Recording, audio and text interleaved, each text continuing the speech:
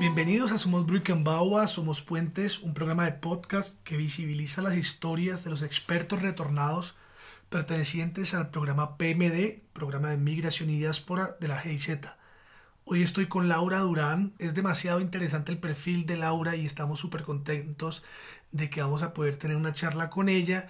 Vamos a conocerla más a fondo y vamos a conocer también obviamente su trabajo dentro del marco de la red. Saludemos a Laura Durán.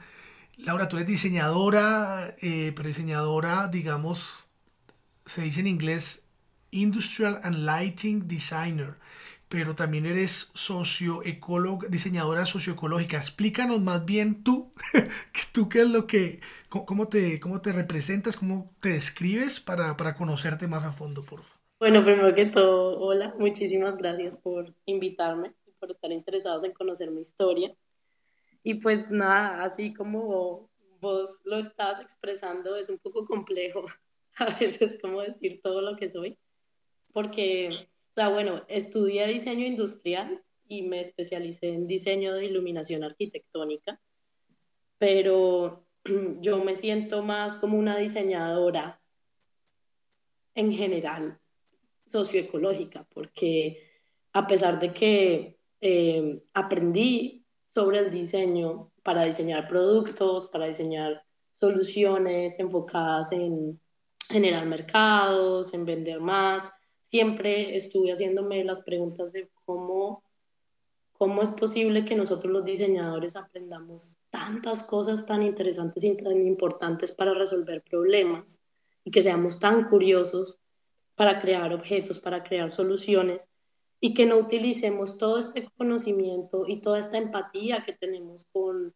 lo que es el ser humano y la forma en la que percibimos el mundo y la vida para resolver problemas sociales y ecológicos que vivimos en nuestro presente. Entonces, eso fue una pregunta que siempre estuvo en mi cabeza y siempre me sentí, digamos, un poco frustrada dentro de la academia porque en general siempre había un enfoque mucho hacia la función de las cosas que hacíamos o del rol del diseñador industrial, del rol del diseñador de iluminación. Y entonces siempre en mis tesis de grado le traía ese componente social también y decía, bueno, ¿por qué no miramos este lado? ¿Por qué no empezamos a resolver esto? Y pues de una manera propositiva. Entonces, en esa exploración entendí que, pues que un diseñador no necesariamente es solo una cosa, una persona que crea objetos o una persona que crea un espacio de iluminación, sino que puede ser una persona que tiene sensibilidad hacia hacia la realidad, hacia los problemas actuales y lo puede resolver de diferentes formas. Pueden ser estrategias, pueden ser proyectos, pueden ser productos y lo podemos utilizar como todo este conocimiento para ponerlo, digamos, al servicio de las otras personas y a resolver este tipo de problemas que hay. Entonces, por eso puedo decir que yo me veo o yo me siento como una diseñadora socioecológica porque utilizo esas habilidades que aprendí para tratar de resolver este tipo de problemas. Y sigamos profundizando un poquito más sobre el diseño, tu oficio y también lo que estudiaste, ya que está muy relacionado con las luces y eres diseñadora de espacios donde la luz es lo protagónico. Me gustaría conocer cómo ha sido tu acercamiento o cuál es tu significado sobre la luz. Bueno, pues digamos que mi acercamiento con la luz empezó desde que estaba haciendo mi pregrado en diseño industrial. Una de las cosas que más me llamaba la atención diseñar eran lámparas, precisamente, porque me parecía muy curioso la atracción que sentíamos los seres humanos por la luz. Pero digamos que en el pregrado era un acercamiento todavía muy, muy curioso, ¿no? Todavía no estaba así, era más como de resolver preguntas de, bueno, ¿y qué puedo diseñar ahora? ¿Y qué puedo hacer ahora? Y entonces me empecé a dar cuenta que la luz me llamaba mucho la atención. Y años después, cuando estaba aplicando para la maestría, tenía dos opciones: o hacer la maestría en procesos de diseño, que es otra cosa que me interesa muchísimo, o en diseño de iluminación arquitectónica. Y finalmente decidí por diseño de iluminación arquitectónica. Entonces abrí como otra perspectiva, y era como la luz dentro de los espacios afectaba nuestra forma de sentirnos dentro de esos espacios, nuestra forma de ver la vida, nuestra salud. Entonces, así como les contaba hace un momento, como mi visión frente al diseño con la iluminación, este acercamiento también empezó a ir más allá de simplemente crear espacios atractivos, digámoslo así, como para el ser humano. eh, o de pronto en algunos casos, digamos, también nos enseñaron a hacer iluminación para influenciar al ser humano en sus acciones. Y empecé a verlo más como parte de lo que es nuestro desarrollo tanto biológico como cognitivo y emocional en el día a día. Entonces dije, para mí la luz entonces se va a convertir ahora en una herramienta en la que voy a ponerla, digamos, al servicio de las personas para que aprendan a crear espacios que son saludables frente a la actividad que están haciendo dentro del espacio. Si es un espacio residencial, pues entonces tiene otro tipo de actividades. Si estás trabajando en una oficina o tenés un estudio de grabación, tenés otro tipo de necesidades frente a la luz.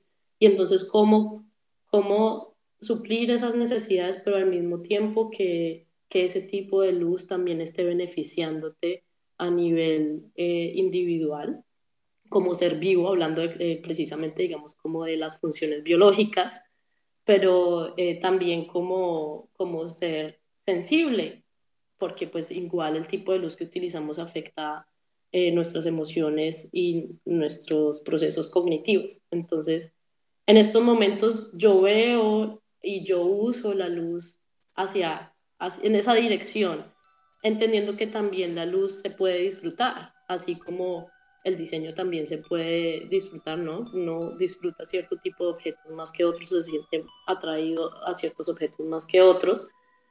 Asimismo pasa con la luz. Entonces, ¿cómo combinar todas esas cosas para crear espacios que apoyen nuestra salud?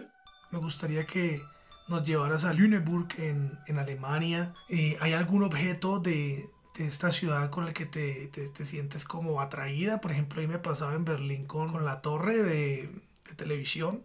Cuando la miraba, o sea, mirar esa torre era como en todo momento tener una conexión con la ciudad, algo que me permitía como entender que estaba de verdad en Berlín. No sé cómo ha sido tu relación con los espacios ahí en Alemania. Bueno, pues yo en Alemania he vivido en lugares muy chiquitos, en un pueblito donde estudié, que se llama Bismarck, y queda en el mar Báltico, y era súper chiquito. Entonces, pues la relación era diferente. Luego viví en otro pueblito cerca a Frankfurt que se llama Limburg an der Lahn, y luego en una ciudad grande en Colonia, y finalmente, bueno, viví un tiempo chiquito en Hannover, y finalmente ya aquí en Lüneburg. y Lüneburg fue para mí como este es el lugar donde yo me quiero quedar en Alemania. Cuéntanos por qué. Es una ciudad pequeña, o sea, no es ni un pueblo ni es una ciudad grande como las que nosotros conocemos. Es una ciudad pequeña, está ahí como en medio de las dos cosas. Entonces, tenés todo lo que necesitas en una ciudad. Hay una universidad, hay bastantes supermercados, hay también un mercado, digamos que está los miércoles y los sábados, hay teatro, hay diferentes tipos de actividades artísticas también y hay naturaleza por todo lado. O sea, vos te mueves en Lüneburg a cualquier lugar y siempre hay naturaleza. Entonces, como que en cualquier momento, si estás cansado como de tu rutina de trabajo, entonces te puedes ir a caminar a un gran bosque a solo 10 minutos. Entonces, esa es la otra cosa. A todos los lugares llegas en 10 minutos en bicicleta. Entonces, para mí fue como el tamaño perfecto y el espacio perfecto. Y yo creo que en general a mí toda la ciudad me atrae mucho, siempre me llama mucho, me siento también en casa aquí, pero digamos como de espacios particulares, yo diría que los cafés de Lüneburg, a pesar de que es una ciudad pequeña, tiene varios cafés y cada uno es un mundo diferente. Y tu vida social, cuéntanos de tu vida social en Lüneburg. ¿Cómo tienes amigos ahí? ¿En qué idioma hablas? ¿Dónde trabajas? Uf, eso es súper interesante porque mi vida social cambió mucho en el 2020, cuando empezó la pandemia.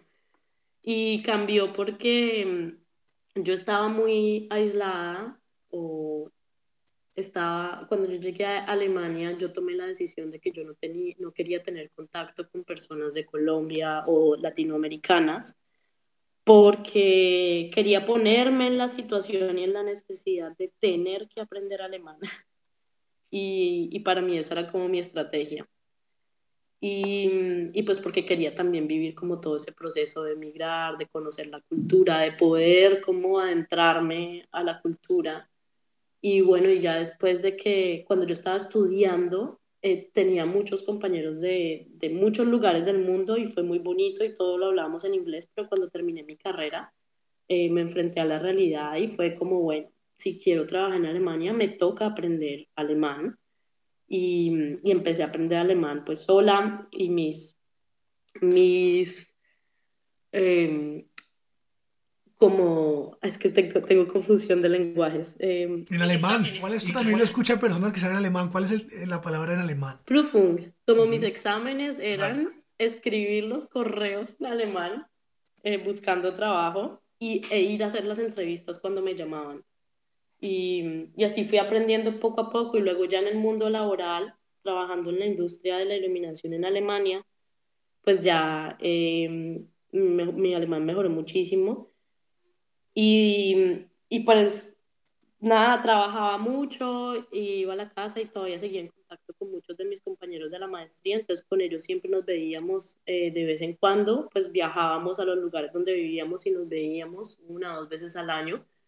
Y luego ya aquí en Lüneburg, pues fue lo mismo, también me vine por trabajo y entonces pues en el trabajo aquí es difícil encontrar amigos porque tienen otro tipo de cultura en el trabajo, ¿no? Entonces en el trabajo es solamente trabajo y compañeros de trabajo, pero más allá de la oficina y el trabajo, generalmente no están abiertos a crear una amistad.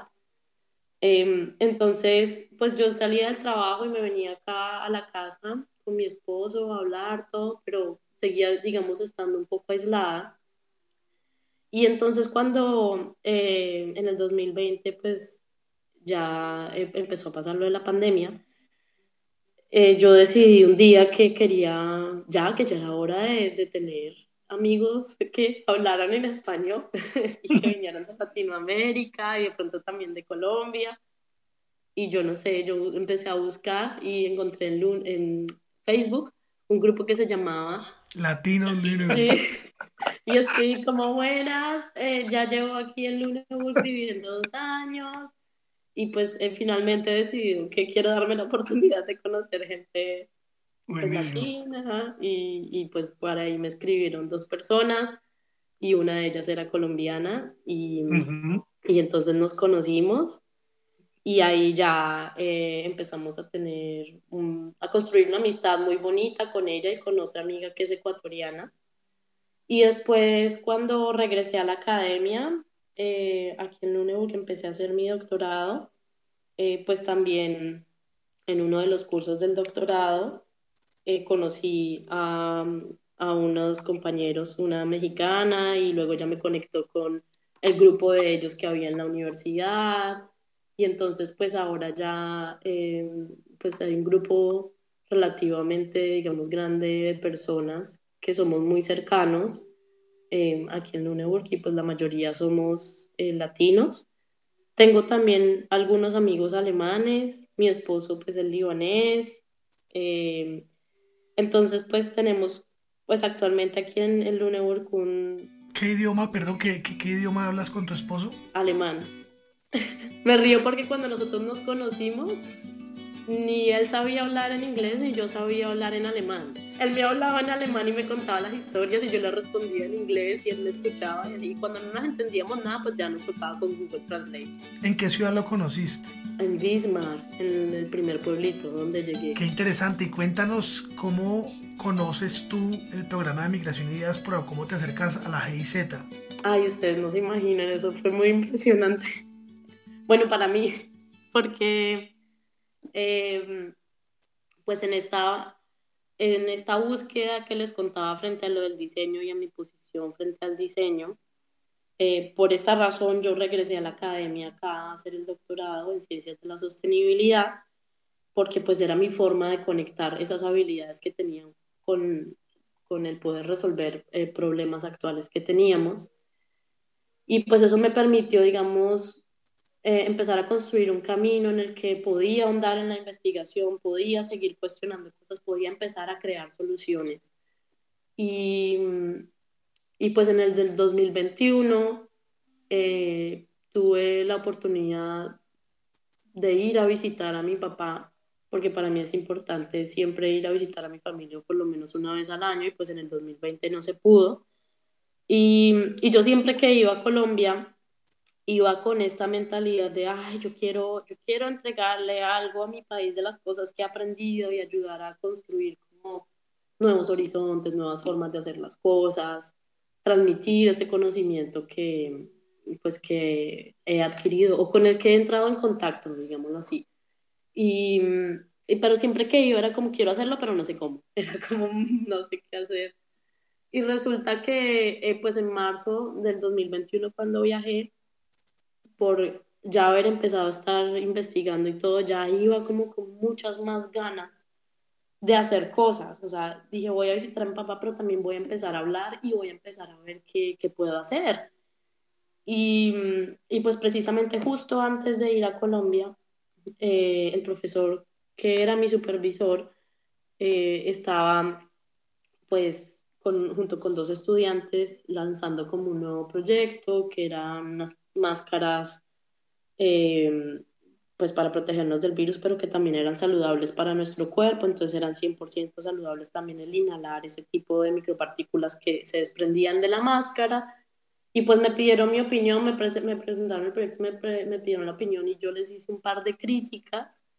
Y pues por un lado era que pues que por más de que fueran máscaras saludables y biodegradables y todo, pues que no se ha pensado todavía en las estrategias de regeneración de las materias primas o sí, esos materiales principales que se están utilizando. Entonces, por más de que sean, sí, de la celulosa de árboles y todo, entonces, ¿qué estamos haciendo para regenerar este tipo de árboles o este tipo de ecosistemas? Y por otro lado era, sí, ahorita hay muchos productos que son biodegradables o compostables, pero hace falta crear estrategias para enseñarle a la gente qué pueden hacer después de que lo usan. Porque muchas veces pasa eso, compramos eso y al final terminan en la misma basura. Entonces es como, hay que pensar en estas cosas. Y por otro lado, pues ya esto tiene que ver más con el contexto, era que aquí en Alemania, pues claro, como es un país industrializado, lo primero que viene a la mente de ellos es vamos a hacerlo pues con la industria y pues todo pasa un poco más rápido, pero se sigue centralizando como el diseño o las soluciones a la industria o a un tipo de empresas. Y entonces yo empecé a pensar ahí, yo dije como yo quiero hacer un proyecto como estos en Colombia, teniendo en cuenta estas críticas que hice. Y además veo como oportunidad que en países como Colombia nosotros tenemos o contamos con biodiversidad, pero también con diversidad social y cultural. Entonces, ¿cómo crear un tipo de proyecto? Entonces, digamos que todo empezó con lo de las máscaras, pero luego evolucionó a textiles. ¿Cómo crear diversidad de textiles que sean 100% saludables? Y cuando digo 100% saludables es que representen nutrientes y que apoyen los procesos de los ecosistemas y de las personas en todas las partes de su proceso y, y que puedan apoyar, digamos, esta diversidad de conocimiento que hay en Colombia. Entonces, no darle una respuesta a un problema, sino dar una diversidad de respuestas a un problema. Entonces, si hay diversidad de respuestas, se descentraliza, digamos, como el tener una idea o el generar una solución y al mismo tiempo empezás a beneficiar a muchas personas. Y al mismo tiempo, entonces luego empecé a pensar como, bueno, y entonces si se hace esto, entonces lo que estamos haciendo es poder empezar a visibilizar y poder, digamos, como recuperar y demostrar que ese conocimiento de estas culturas que a veces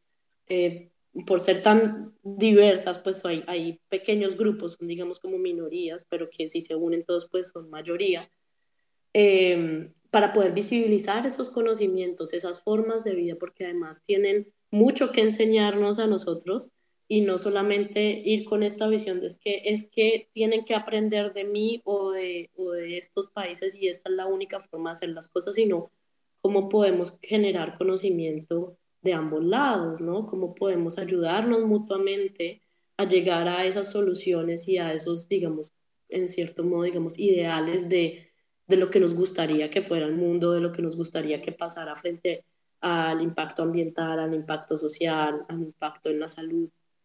Y bueno, no, pues ya fui a Colombia pues con esta idea, empecé a contar y de contar y contar, pues terminé por allá en el Caquetá ayudando eh, en un proyecto allá y hubo un campamento en marzo donde fueron varias personas que, pues, que estaban trabajando pues para el medio ambiente y entre esas personas conocí a Natalia, que es una experta retornada, y a su esposo Cristian también, que ellos vinieron a estudiar acá y luego se volvieron a Colombia. Y les conté un poco mi dilema, ¿no? Les dije, quiero hacer esto, pero pues estoy apenas como abriendo caminos, viendo cómo hacer las cosas. Y Natalia me dijo, Laura, ¿por qué no hablas con Mónica? ¿Conoces la GIZ? Y yo, no, no, ¿qué es eso?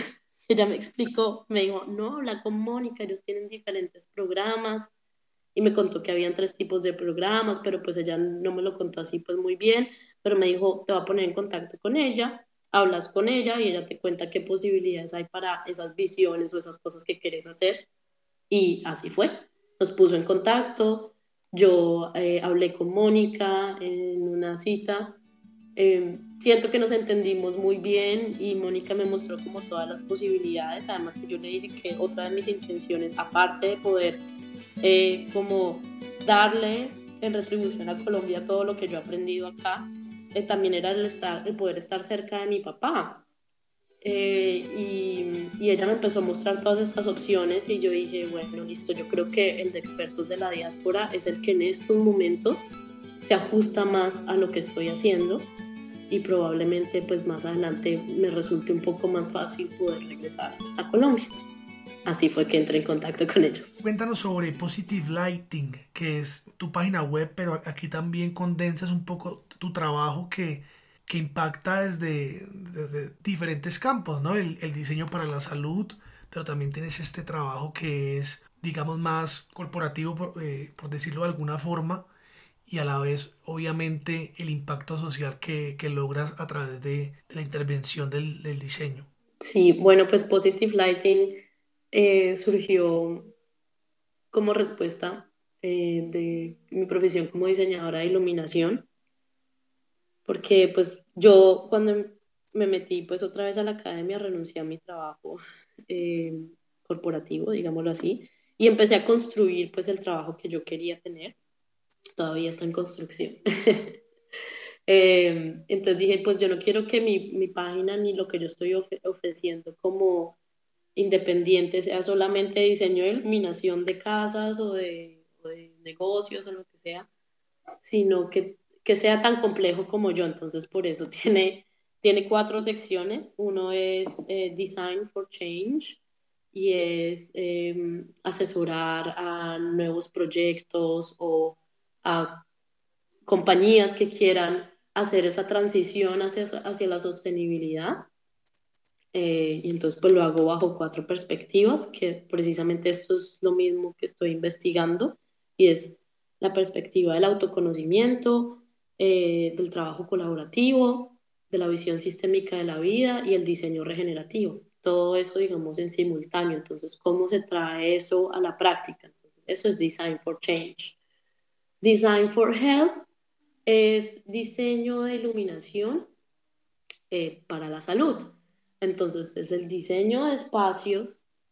Inicialmente me enfoqué en espacios residenciales, pero pueden ser diferentes tipos de espacios y oficinas también, en los que yo pues ofrezco mis habilidades de diseño para crear espacios que sean 100% saludables desde el uso de la luz natural y la luz artificial, pero pues ahí entran a jugar otras cosas como son los muebles y los colores y el reflejo de la luz, bueno, diferentes cosas. Y por el lado de Design for Light es todo lo que es mi investigación, lo que les dije ahora. Entonces, pues investigo sobre esos procesos de transición bajo estas cuatro perspectivas que considero que son esenciales para hacer esos procesos de transición. Y tengo dos casos de estudio. Uno es la industria de la iluminación. Entonces, como un sistema que ya está establecido eh, puede llegar a ser una transición bajo estas cuatro perspectivas o no. Y el otro es, digamos, y ahí ya entra como el proyecto de los textiles, es cómo bajo estas cuatro perspectivas puede emerger un nuevo tipo de sistema o un nuevo tipo de respuesta. Y el último es Design for All y es precisamente todas esas habilidades con las que entraba en contacto y que he ido desarrollando, cómo se las puedo poner al servicio de los otros o cómo se las puedo transferir a las otras personas y que no se convierta en el diseño en algo exclusivo, porque eso suele pasar mucho, ¿no? Entonces, como eres diseñador de modas, de producto, de iluminación, siempre cuando se piensa en eso, en adquirir este tipo de servicios, pues hacen mucha plata porque solamente gente que tiene mucha plata puede pagar.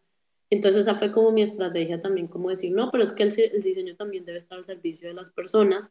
Y en ese caso precisamente creé unos talleres, unos workshops sobre cómo crear espacios de trabajo saludables en la casa, por lo que estábamos viviendo dentro de la pandemia que nos tocó pues encerrarnos en nuestras casas. Entonces, pues no todo el mundo tiene el espacio para crear una oficina, o no todo el mundo había pensado en tener una oficina dentro de la casa o en trabajar todo el tiempo dentro de la casa. Entonces, fue mi manera como de empezar a devolver como ese conocimiento y decir, venga, hagamos este workshop, yo les enseño cómo con lo que tienen pueden empezar a crear un espacio saludable a través de la luz y a través de algunos cambios pequeños dentro del espacio. Con esa forma de ritualizar los espacios, de venerarlos, podría existir un diseñador que sea desordenado, que no tienda su cama, que, que no tenga esta relación con los espacios, o ustedes los diseñadores o arquitectos son muy meticulosos con todo lo que los rodea.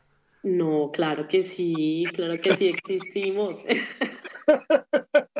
O sea, hay un sentido, digamos que hay un sentido de orden, de estética, todo, pero pues somos seres humanos y pues, tenemos momentos en los que no nos sentimos tan brillantes y tan organizados y también somos desordenados y también igual los procesos de diseño son súper caóticos y súper desordenados a veces.